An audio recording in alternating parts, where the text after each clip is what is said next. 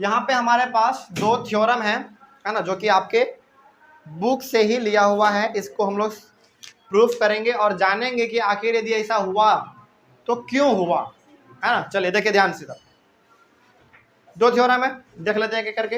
ये वाला थ्योरम बहुत मशहूर सा है ना, इसके बारे में आप जानते भी हैं। चलिए तो इसके बारे में पहले हम लोग जानेंगे क्या है। देखिए ध्यान से, लिखा हुआ है कि prove that the sum of the angles of a triangle is 180 degree. आपको मालूम है कि एक ट्रायंगल का जो सम होता है सारे एंगल का 180 होता है, लेकिन प्रूफ करके बताइए कैसे होता है। प्रूफ करना पड़ेगा। तो वही बात फिर से है कि प्रूफ करने का जो हमारा तरीका है कुछ अलग सा है ना। पहले गिवन लिखते हैं हम लोग, फिर टू प्रूव लिखते हैं, फिर कंस्ट्रक्शन करना होता है तो कंस्ट्रक्शन करते हैं, उसके बाद फिर हम लोग प्रूफ करते हैं, है ना। चलिए तो प्रोसीजर के साथ हम लोगों को चलना पड़ेगा। तो सबसे पहले जो गिवन है लिख लिया जाए पहले।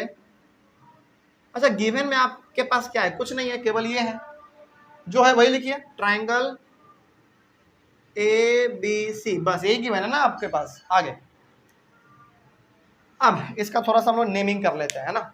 चलिए देखिए ध्यान से, नेमिंग यदि आप करना चाहेंगे तो आप मान लीजिए, आप इसको एंगल 1 मान लीजिए, इसको 2 और इसको 3 मान लीजिए, है ना। चलिए आगे देखा जाए फिर। तो टू प्रूव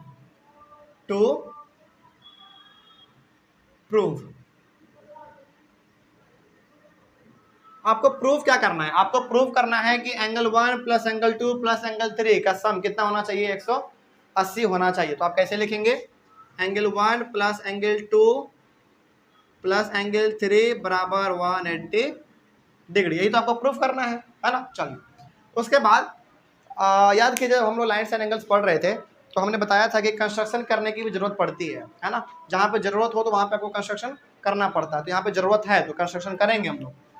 कंस्ट्रक्शन को आप सिंपली यहाँ पे CONST भी यदि लिख देते हैं तो काम आपका चल जाएगा। कंस्ट्रक्शन में आपको क्या करना है? कंस्ट्रक्शन में आपको ड्रॉ XY, आप कुछ भी लाइन ले सकते हैं XY की जगह पर, है ना। ड्रॉ XY, ये किसका साइन है? पैरेलल का। Draw XY parallel to BC passing through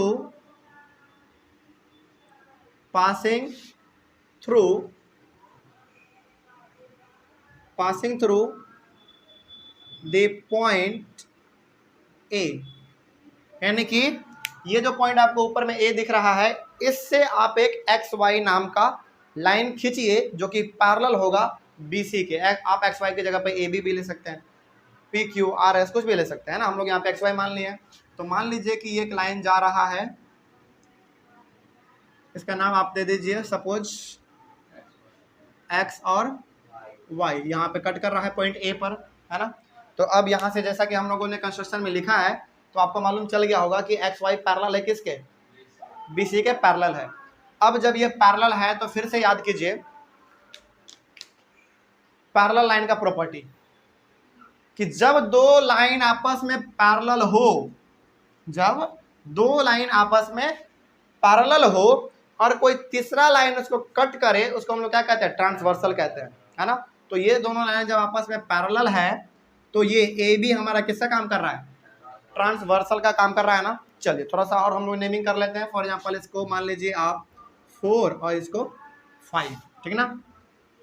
चलिए ठीक है, देखा जाए तो यहाँ जो एंगल बन रहा है वो हो गया हमारा 4, यहाँ जो बन रहा है वो 5, यहाँ जो बन रहा है 1, यहाँ 2 और यहाँ 3, है ना।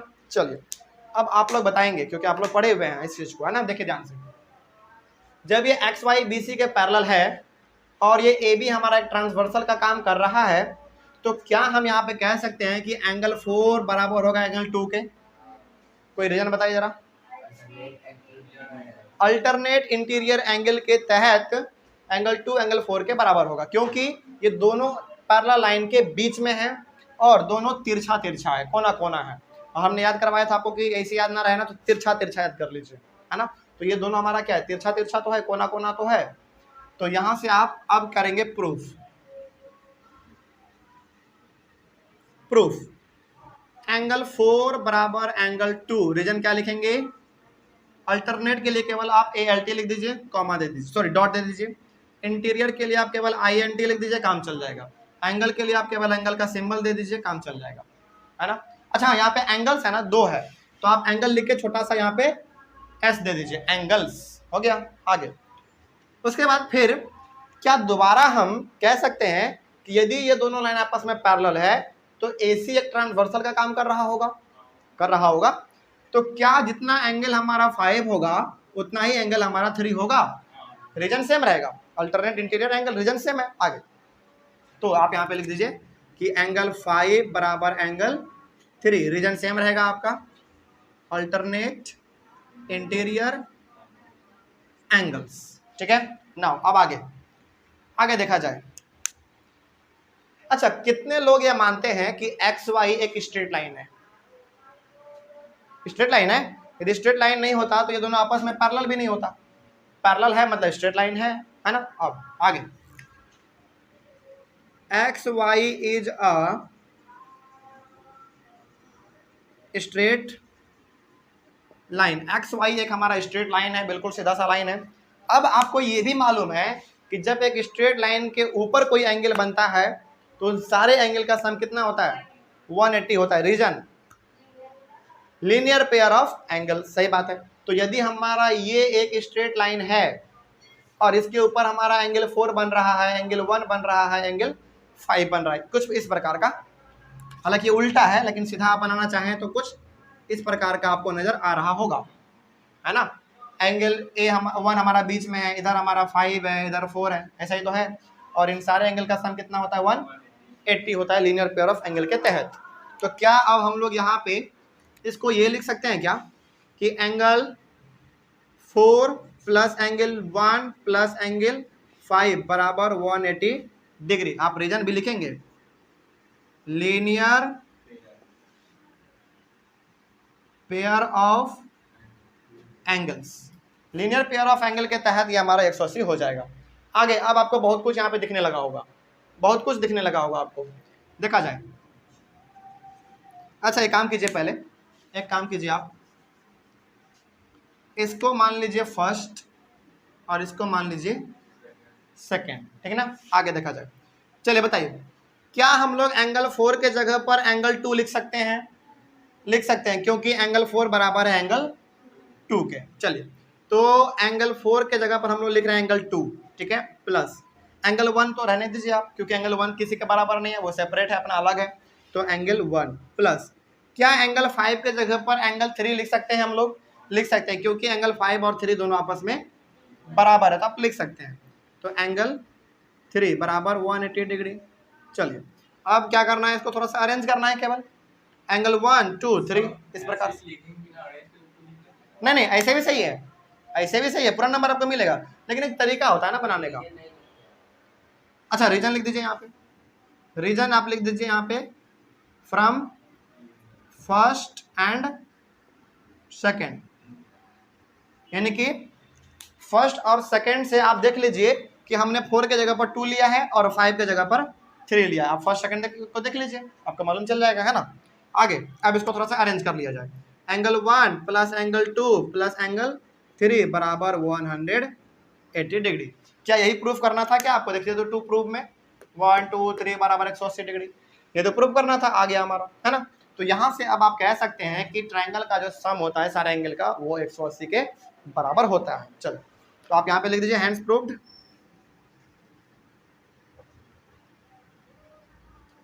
हैंड्स प्रूव्ड, ठीक है। चलो आगे देखा जाए, फिर एक और हमारे पास है, ये भी बड़ा सिंपल सा है, लॉजिक बड़ा सिंपल है इसमें भी, है ना। देखिए ध्यान से देखा जाए क्या है, स्टेटमेंट थोड़ा सा लंबा लग रहा होगा लेकिन आसान है, अभी समझेंगे हम लोग, देखिए ध्यान से क्या है। If a side of a triangle is produced then the exterior angles of form is equal to the sum of the two interior opposite angles। मतलब क्या हुआ इसका, इसका मतलब ये हो गया कि कुछ देर के लिए आप भूल जाइए कि इधर कुछ है, भूल जाइए, नॉर्मल सा ट्रायंगल बन जाएगा हमारा जिसका एंगल 1 2 3 होगा। अब आप क्या कीजिए, किसी इसके एक साइड को आप इसको भी बढ़ा सकते हैं, इसको भी बढ़ा सकते हैं और इसको भी इधर बढ़ा सकते हैं। तो हम लोग अपने सुविधा के लिए इसको बढ़ा लिए हैं इधर, इसको बढ़ा के आप सी से लेकर डी तक चले जाइए, और जो ये एक बाहर हमारा एक्सटीरियर एंगल बन रहा होगा, बाहर जो बन रहा होगा ट्रायंगल के, जो एंगल हमारा 4 है वो हमारा एक्सटीरियर एंगल है। कह रहा है कि ये जो है ना वो इन दोनों के सम के बराबर होगा। प्रूफ करके बताइए, सवाल समझिएगा। ट्रायंगल है, इसके एक साइड को आपने बढ़ा दिया डी तक, और यहाँ जो हमारा एक बाहर में एंगल जो फॉर्म हुआ है वो बराबर होगा किसके, इन दोनों के जोड़ने के बराबर होगा, यानी कि सम के बराबर होगा। ठीक है, और वही तो कहा गया था कि अपोजिट होगा। अपोजिट देखिए, interior opposite angles, interior opposite angle का मतलब क्या हो गया, अंदर भी होगा साथ ही साथ इसका अपोजिट होगा, यानी कि सामने वाला होगा। देखिए दोनों अंदर में भी है, अंदर में भी है, साथ ही साथ इसके अपोजिट भी है ना। चलिए, तो पूरा का पूरा स्टेटमेंट समझ में आ गया, आगे बढ़ा जाए। चलिए, कैसे साबित करेंगे, ध्यान से देखा जाए। इसमें भी हमारा यही वाला कॉन्सेप्ट लागू होता है, यही वाला, इसीलिए हमने आपको यहाँ पे दोनों दे दिया है। ठीक है, चलिए आपको क्या करना है, सबसे पहले गिवन लिखना है। गिवन, गिवन आपके पास क्या है, एक ट्रायंगल है ए बी सी, है ना, एक ट्रायंगल है ए बी सी, और एक एंगल है जो कि बाहर में बन रहा है ना। चलिए, अभी आप फिलहाल ये तो हम अपने मन से लिखे हुए हैं 1 2 3 और 4, लेकिन ये सवाल में नहीं था, अपने मन से लिखे हुए हैं। तो फिलहाल हमको क्या दिया हुआ था, केवल एक ट्रायंगल दिया हुआ था जो कि सी डी तक बढ़ा हुआ था। आप यहाँ पे लिख लीजिए triangle A B C and C is produced to D. एक ट्रायंगल है ए बी सी जिसमें से कि हमारा सी जो वो डी तक प्रोड्यूस किया गया, यानी कि बढ़ाया गया है ना। चलो आगे बढ़ा जाए। टू प्रूव, अच्छा आपको साबित क्या करना है, आपको साबित करना है कि एंगल 1 का सम और एंगल 2 का सम ये दोनों बराबर होगा किसके, एंगल 4 के, एंगल 4 के बराबर होगा, है ना। यही आपको प्रूफ करना है।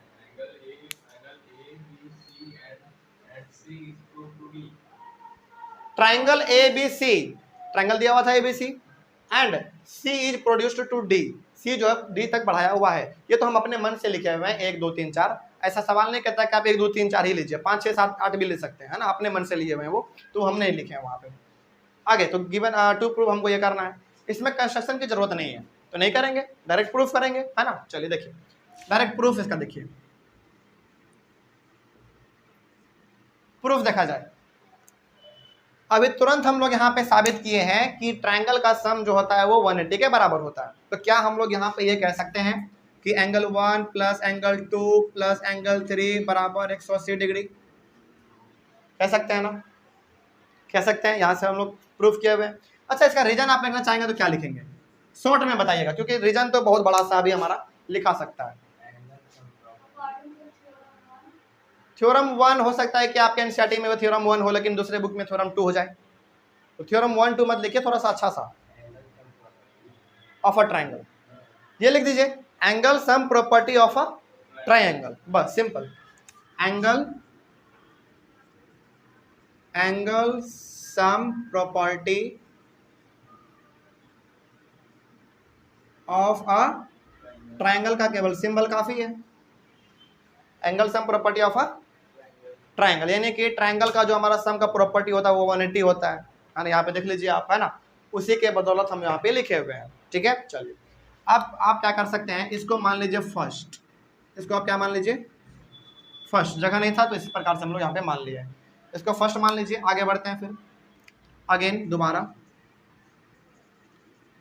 अच्छा दोबारा, यदि हमारा बी सी डी यदि एक स्ट्रेट लाइन है तो एंगल 3 और एंगल 4 का भी सम कितना होगा, 180 होगा। Reason linear pair of angle, है ना। तो यहाँ पे हम लोग ये भी लिख सकते हैं कि एंगल 3 प्लस एंगल 4 बराबर 180 डिग्री। रीजन आप लिख दीजिएगा linear pair of angles, angle का साइन दीजिए और छोटा सा एस लिख दीजिए, एंगल्स हो जाएगा, ठीक ना। चलिए, और आप इसको मान लीजिए, इसको फर्स्ट आपने माना, इसको आप मान लीजिए सेकंड, ठीक है। अब जरा देखा जाए, इतना 180 के बराबर है, ये भी हमारा 180 के बराबर है, दोनों 180 के बराबर है, तो क्या हम कह सकते हैं कि ये दोनों भी आपस में इक्वल होंगे। जब ये दोनों आपस में इक्वल हो गए तो ये दोनों भी आपस में क्या होंगे, इक्वल ही तो होंगे, है ना। चलिए तो यहाँ से आप कह सकते हैं कि फ्रॉम फर्स्ट एंड